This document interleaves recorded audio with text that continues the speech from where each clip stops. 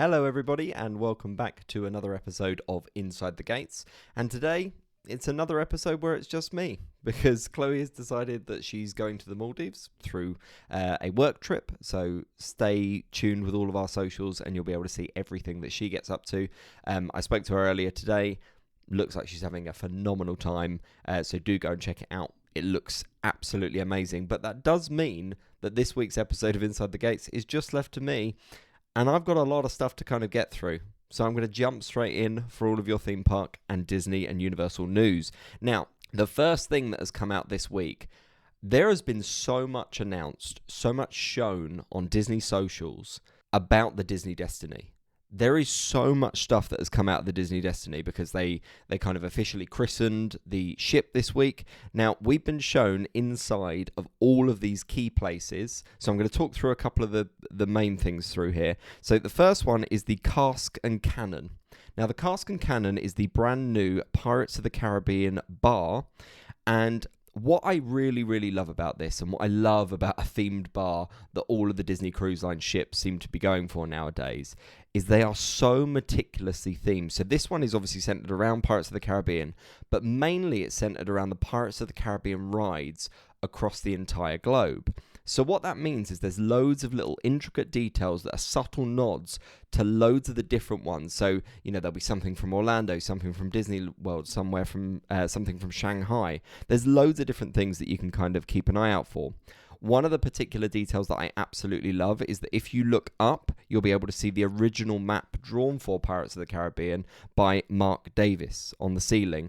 Plus, there's obviously a wonderful themed menu with loads of cocktails and drinks that just looks phenomenal, to be honest with you. The next thing that we've actually got is we got a kind of sneak peek at the Tower Suite. Now, every single Disney Cruise Line ship will have like a signature suite. So this is something that is far more expensive than anything else. It's a little bit more exclusive. Now, this one is inspired by Tony Stark and Iron Man. So this is a 2,000 square foot suite with a 2-story window. So it's absolutely massive.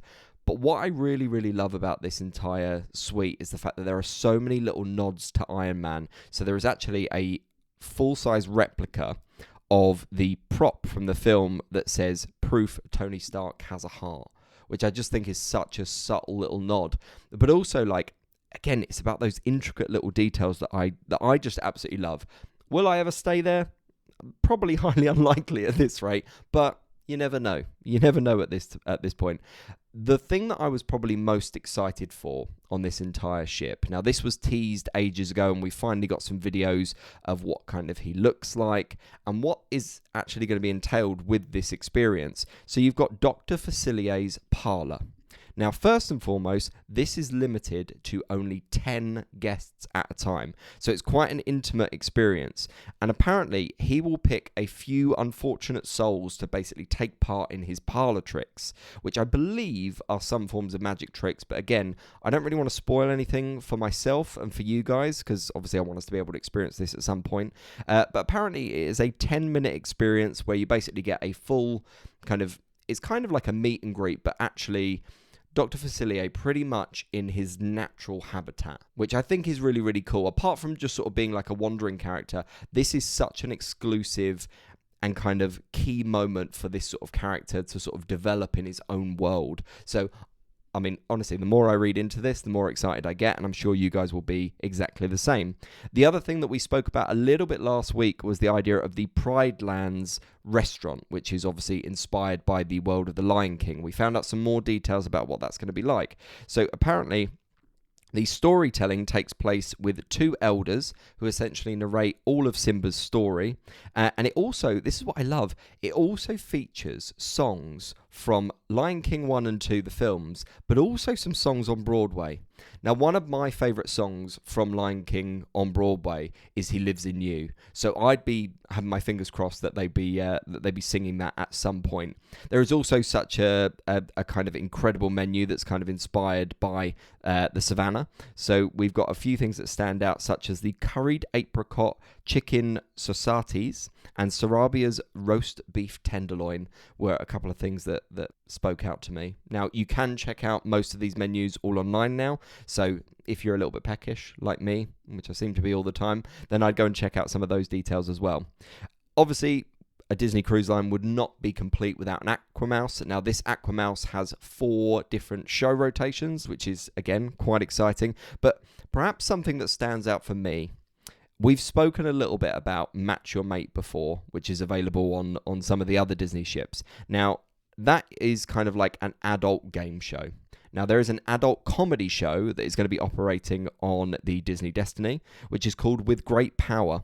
And what you would have seen on some of the socials this week, especially on Instagram and TikTok, are some videos of Deadpool's involvement, but there are also essentially 2 storytellers. Apparently it gets very, very near the mark, but again, I think that's what's really, really great about a lot of the Disney Cruise Line ships, and I know Chloe will speak from experience, and so will some of our other guests that have been on before. Like, there is such a vast array of activities available on a Disney Cruise Line, and I do think with everything that I've seen from the Disney Destiny, this is kind of no exception. And of course, we have to talk about the Grand Hall as well. It is stunning. It is vibrant. I saw the Kiss Goodnight the other day. Everything just looks so beautiful, and there's also so many little like subtle nods, like little heroic details. You can now also see some of the show itself. Now, I know that we teased a while back some of the puppetry that was going to be involved in the Hercules show. They've now started releasing actual clips from the show itself. Again, this looks spectacular. I think one of the things that I was most excited for with this particular experience is the fact that if you compare what Hercules is like on stage currently in the West End to how someone like Hades is being presented in this version of the show, this version on the show on the Disney Destiny is far more accurate to what we'd come to expect. Plus, there's pain and panic. So what's not to like, you know? So I'm going to kind of move over now a little bit on film news, because out of nowhere we did kind of receive a teaser trailer for Toy Story 5. Now, this is releasing in June of 2026, and it actually features a brand new character called Lilypad. So I believe the premise of this entire film is going to be toys, you know, the old school toys versus this kind of emergence of new technology. We obviously know that kids can become a little bit addicted to tablets. If you've got children, you probably know. But the one thing that I was kind of left with a big old question mark above was the fact that I thought at the end of Toy Story 4 that the toys had kind of separated and gone their different ways.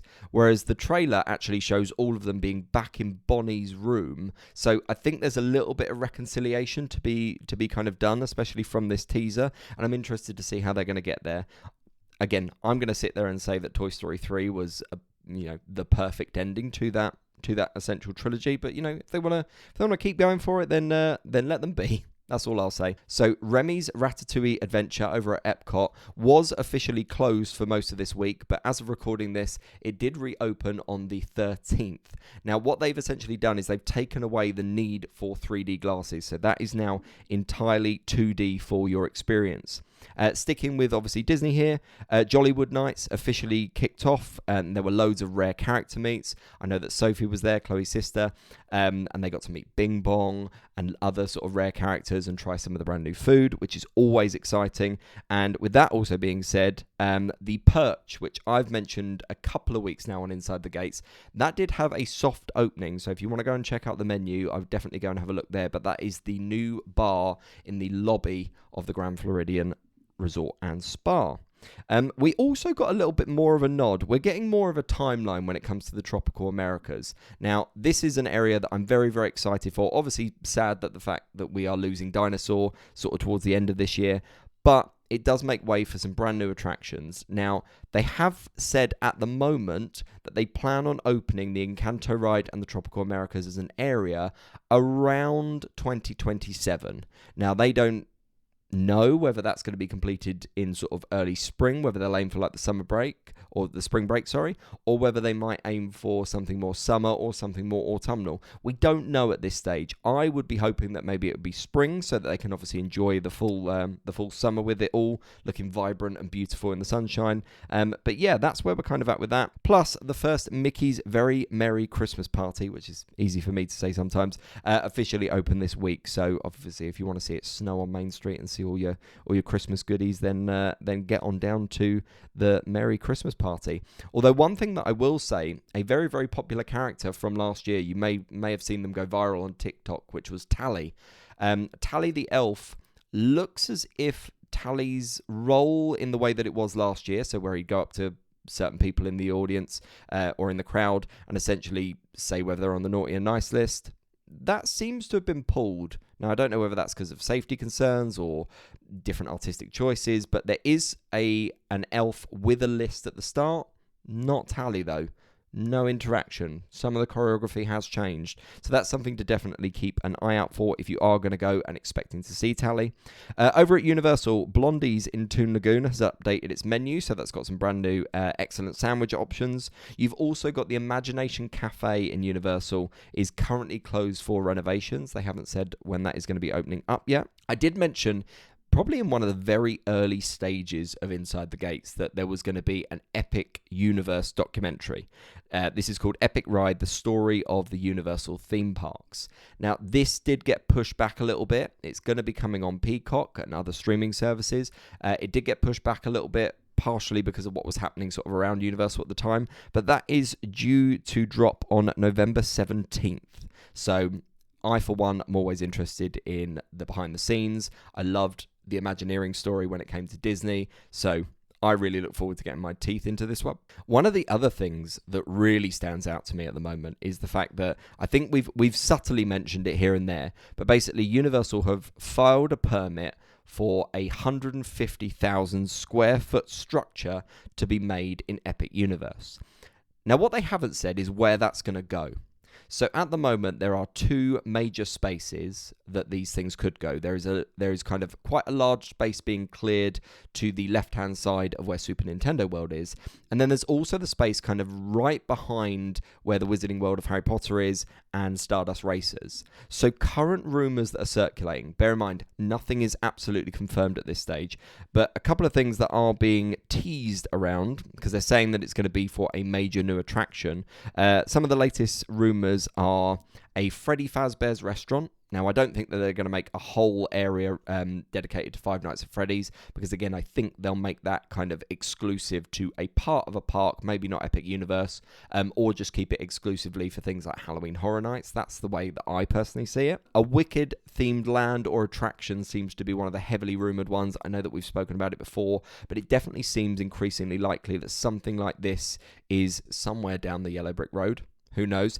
The other kind of major rumour, which I really like the idea of, is actually an expansion with Super Nintendo World where they focus on Luigi's Mansion, which obviously was an incredibly popular game on various Nintendo consoles. So could they be doing something around that?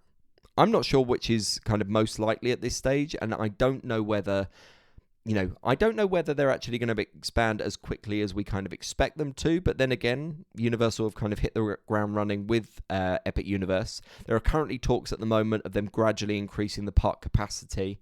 But again, I think they're still ironing out lots of the issues with, rides going down, ride delays and things like that. You've got to remember, it's a brand new park. Like, operations are gonna take a little bit of time.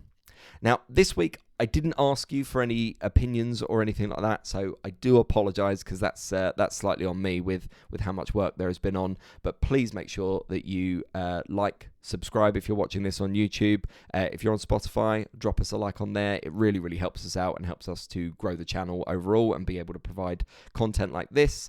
Again, thank you so much for spending some time with us, and we will see you all next week. We can cry when it's over.